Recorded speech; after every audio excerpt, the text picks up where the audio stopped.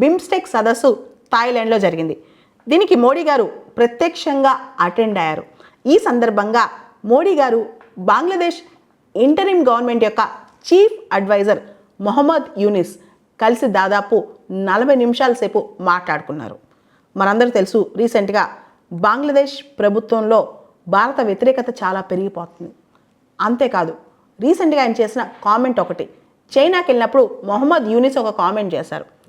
ఇండియాలో north east land locked, అంటే కంప్లీట్గా వాళ్ళకి సీ యాక్సెస్ లేదు, Bangladesh is the Guardian of the ocean అని చెప్పి దీనిపైన ఇండియా అభ్యంతరం కూడా తెలిపింది.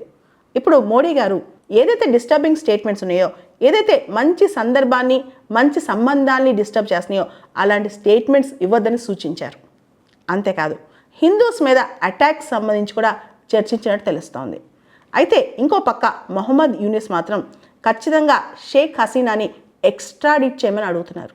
అంతేకాదు, ఏదైతే హిందూస్ పైన అటాక్స్, మైనారిటీస్ పైన అటాక్స్, హ్యూమన్ రైట్స్ వయోలేషన్స్ ఉన్నాయో అవన్నీ ఎగ్జాగరేషన్స్ అని, కావాలని మీడియా అలా క్రియేట్ చేస్తుందని, యాక్చువల్లీ హ్యూమన్ రైట్స్ వయోలేషన్స్ అన్నీ కూడా షేక్ హసీనా టైంలో అయ్యాయని, తన టైంలో జరగలేదని కూడా ఆయన చెప్పుకొచ్చారు. ఈ సందర్భంగా బిమ్స్టెక్ మధ్య ఫ్రీ ట్రేడ్ అగ్రిమెంట్ కుదరాలని, బిమ్స్టెక్లోని 7 దేశాల మధ్య ఒక స్వేచ్ఛా వాణిజ్య ఒప్పందం జరగాలని కూడా మొహమ్మద్ యూనిస్ ఆశించారు. బంగ్లాదేశ్లో ప్రజాస్వామ్యం ఖచ్చితంగా వస్తుందని చెప్పి 2025 చివరిలోనో 2026 మొదట్లోనో బంగ్లాదేశ్లో ఎన్నికలు జరుపుతామని కూడా ఆయన చెప్పినట్టు సమాచారం.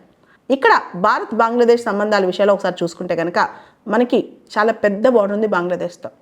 ఈ బార్డర్ దగ్గర సెక్యూరిటీ కానీ, బార్డర్ ఇన్ఫిల్ట్రేషన్స్ కానీ మనం ఇంకా కన్సర్న్స్ చూపిస్తూనే ఉన్నాం. అంతేకాదు, బే ఆఫ్ బెంగాల్ మనం చూస్తే నార్త్ ఈస్ట్కి సీ కోస్ట్ లేకపోయినా దాదాపు 6500 కిలోమీటర్స్ కోస్ట్ లైన్ మనకు బే ఆఫ్ బెంగాల్తోనే ఉంది. మనం చైనా పైన కానీ, బంగ్లాదేశ్ పైన కానీ ఎవరిపైన ఆధారపడాల్సిన అవసరం లేదు.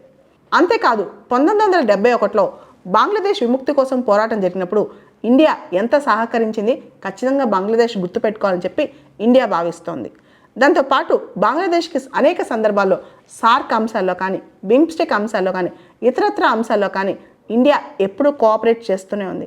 అయినా బంగ్లాదేశ్ ప్రస్తుత ప్రభుత్వం మాత్రం ఇండియాకి వ్యతిరేకమైన భావజాలం పెంచి పోషిస్తోంది. ముఖ్యంగా ఆగస్టులో షేక్ హసీనా భారతదేశానికి వచ్చిన తర్వాత భారత వ్యతిరేక భావజాలం బంగ్లాదేశ్లో పెరిగిపోతుంది.